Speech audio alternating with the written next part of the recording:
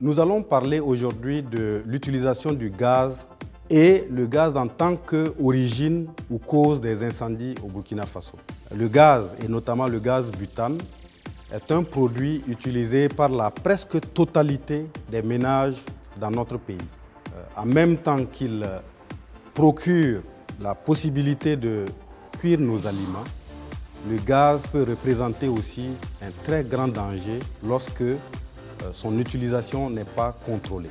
Abordons le premier cas de fuite de gaz de bouteilles où il y a du feu. En règle générale, il est conseillé de ne pas essayer d'éteindre le feu lorsqu'on est tout seul et qu'on n'a pas les qualifications pour procéder. Il est aussi conseillé d'aérer le local, d'essayer avec une serpillière humide de fermer, d'obstruer donc l'orifice où le gaz s'échappe et pour donc donner le feu et donc procéder à la fermeture de la bouteille. Une fuite de gaz non suivie de feu, le premier conseil que les services de lutte contre l'incendie donnent, c'est d'éviter de produire une étincelle dans l'espace où ce gaz-là s'échappe.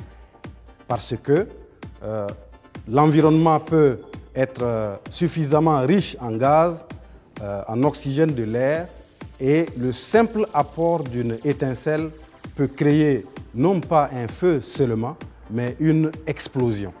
C'est pour cela que les pompiers conseillent de procéder à l'aération du local.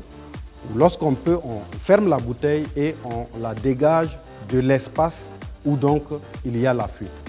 Mais à retenir et de façon formelle, ne jamais soit allumer la lumière au niveau de l'interrupteur parce que l'électricité peut générer une étincelle qui va produire donc l'explosion.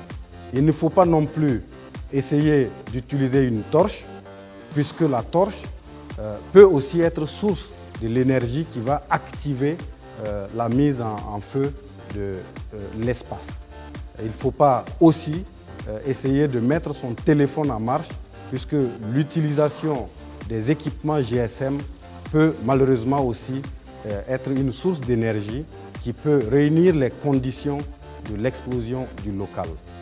Après passer le temps du risque, il faut veiller à faire vérifier à la fois l'étanchéité des bouteilles de gaz butane, mais aussi vérifier les dates de péremption des flexibles qui servent à relier la bouteille de gaz au foyer utilisé par les ménages.